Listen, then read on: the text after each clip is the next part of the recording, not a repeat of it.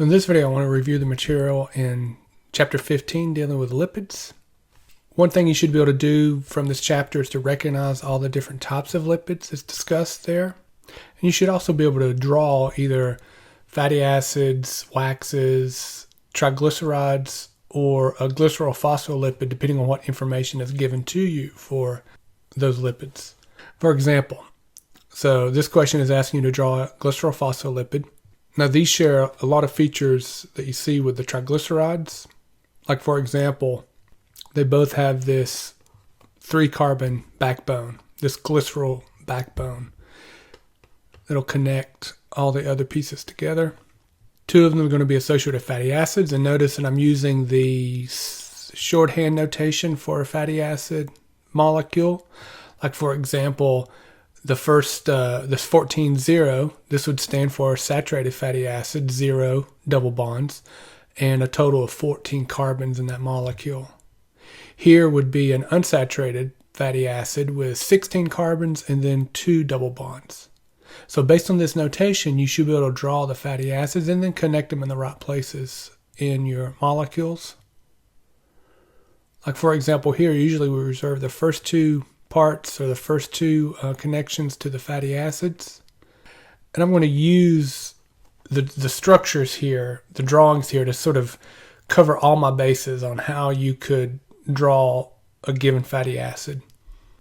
So one thing to note, when the fatty acid links up with the glycerol is the alcohol unit. And so that's what's always associated with the carbon-oxygen single bond. Let me draw the saturated fatty acid first. So 14 carbons, and including this carbon. Okay, so the carbon of the carbonyl group is going to be 1 of the 14. This carbon is going to be 1 of the 16 carbons. Now you can draw this as a bond line structure where you just do a zigzag, but also another common way that you see these fatty acids drawn is where you use the CH2 in the middle with parentheses to really cover all of the middle portion of the saturated fatty acid. So you have 12 carbons here, 13, 14, which again, 14 total. Right? Because the saturated fatty acid is just this repeating pattern of CH2 groups all in the middle there. Now, for this unsaturated fatty acid, what you have to realize is that, well, there's 2 double bonds in there. And when you draw these double bonds, you have to remember that the first double bond is going to show up at the number 9 carbon. So what I mean by that, and I'm just going to count this off, I'm going to do a bond line structure for this one, okay? So that's going to be my number 1 carbon. And I'm going to, kind of mix notation. It's fine.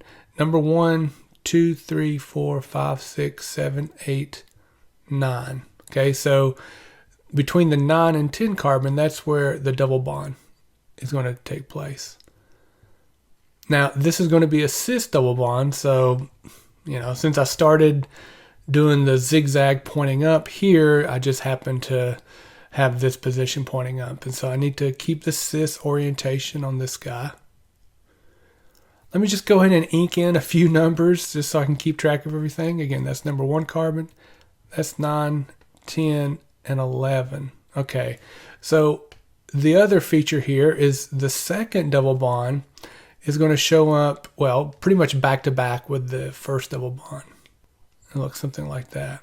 That's 12, 13, 14. Let me then just go ahead and do 2 more. So one thing you see that when you put in the cis double bonds and drawing it in this manner, you actually start seeing the actual shape of the molecule, this large arc that's get placed in the fatty acid. Remember, when you see those cis double bonds, that's really what causes the unsaturated fatty acids to be more likely to be a liquid at room temperature, to be incorporated into an oil, like if it's a triglyceride. One other feature of the fatty acid here, I just want to point out that in between each of these double bonds, you have 1 CH2 group. Now, there are exceptions, fine, but again, for us, first double bond starts at the number 9 carbon, and then if there's multiple double bonds, we're going to place 1 CH2 group in between each double bond. Now, the triglyceride structure actually would look very similar to this, except that you'd put another fatty acid down here. Now, I don't have a triglyceride here, I have a glycerophospholipid. And so what you have to realize is that there is a phosphate group that's going to link the glycerol phospho backbone with one of these amino alcohols. Okay, so remember what phosphate looks like. You know, back in Gen Chem 1, you would see phosphate looking like that. The Lewis structure for it, something like that with 3 negative charges. Well, one thing we see in biochemistry is that this unit acts like a linkage molecule. For example, in this case, between the glycerol backbone and then this guy here. One thing you have to keep in mind is that it's this portion that is going to link together with the phosphate. And that puts the ammonium group on the tail end of the structure. One thing is missing from this structure, and it's that charge on the phosphate group. And a lot of times you see the charges circled on these kind of compounds. Right, originally phosphate had 3 negative charges, where each time one of these oxygens gets bonded with something, it loses that negative charge. So it's only a single negative charge on that guy. And then when we go in and we start talking about hydrophilic versus the hydrophobic regions, okay, hydrophilic, well, in this case, it's going to be this chunk, right, because you have these charged states. It's ionic. Ionic groups tend to interact with water pretty strongly. Whereas the hydrophobic portion, well, it's that guy and that guy. It's these fatty acid tails.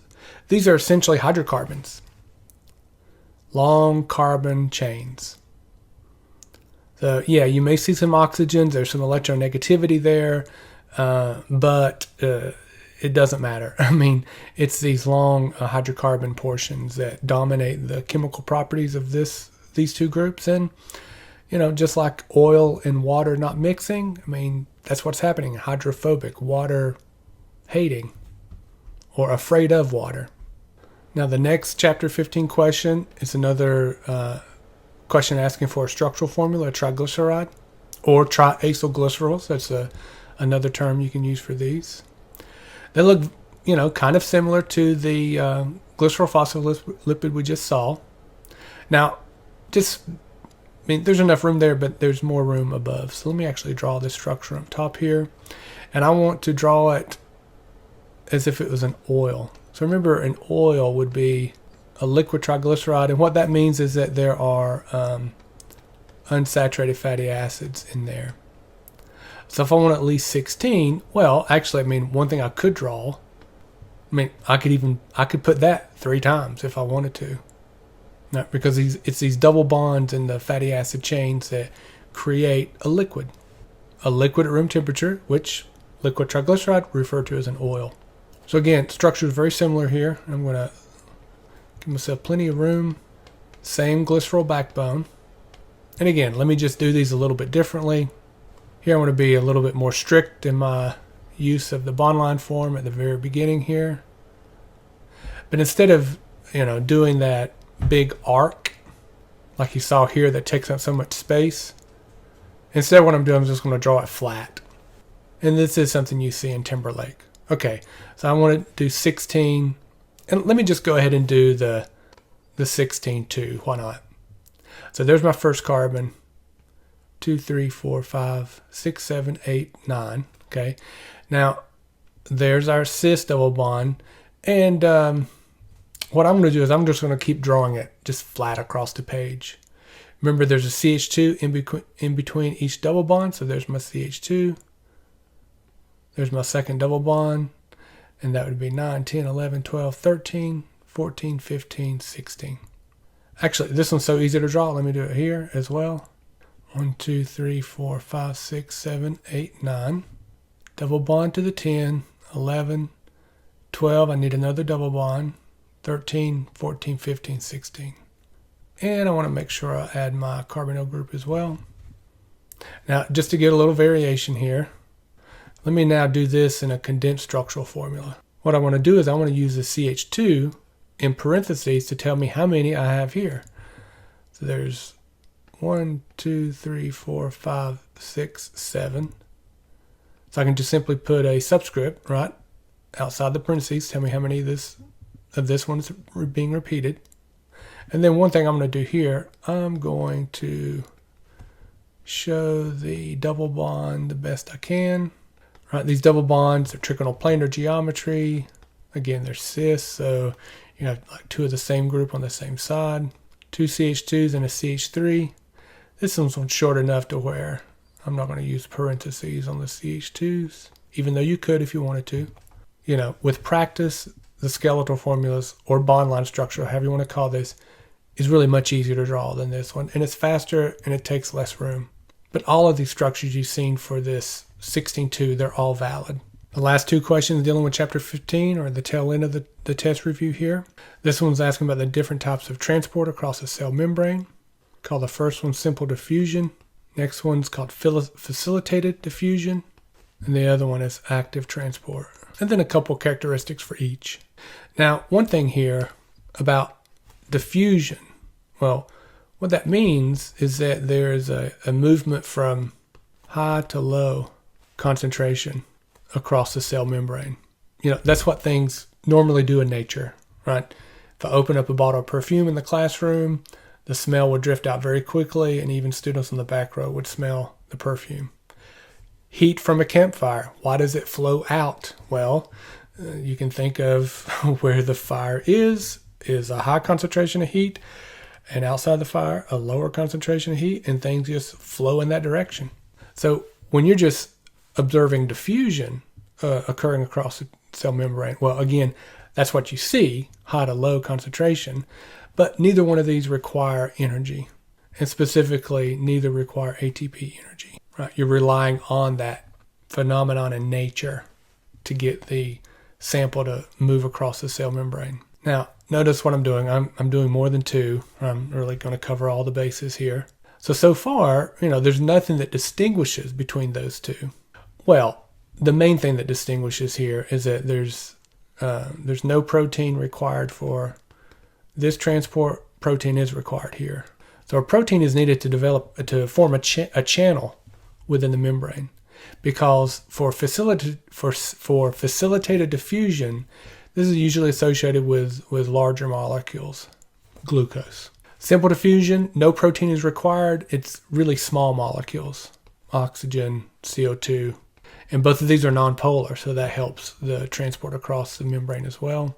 Active transport, well, it is just the opposite, like in respect of these two in particular. So now it's a pump, okay? So it's going to pump molecules across the membrane from a low concentration to a high concentration. And that does require ATP energy. You know, that kind of transport, that kind of movement of molecules just doesn't occur naturally. Me trying to recapture those perfume molecules and put them back in the bottle, that just doesn't happen in our world. If I wanted to do that, I don't know why I would, but if I did, it would take a large amount of energy and time and equipment, all that, to actually get those gas molecules of perfume back into the bottle. As it turns out, this one does require protein. And then one thing that's really common here are ions. Sodium, potassium, protons. These are fairly common in these active transport scenarios. Now, last topic in this review for chapter 15, still with the cell membrane, is there's sort of a two-parter here. The different components within the membrane, and then also this idea of a fluid mosaic model. Let's just tackle that one first. You know, sort of in the broadest sense of the term, a fluid mosaic model, it implies that the membrane is not rigid, let's say solid. Actually, the components in a membrane can actually drift around, can diffuse around on the surface. So the membrane is really, well, it's kind of like a fluid. I don't want to say a liquid. It has more of a structure than a liquid, but it's certainly not a rigid structure. And then those components that we see on the cell membrane, well, one is a glycerophospholipid. And you could argue that that's really not a component, that makes up the main structure.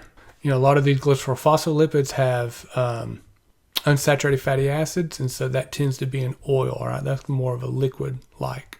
Another component is cholesterol, and this adds rigidity to the membrane, sort of stiffens up the structure just a little bit. Without it, I mean, you could think of it as a membrane would be too fluid-like, too liquid-like. Another component is carbohydrates. And I think of the primary function here is like cell-to-cell communication. Basically, it's used to like ID different types of cells in the body.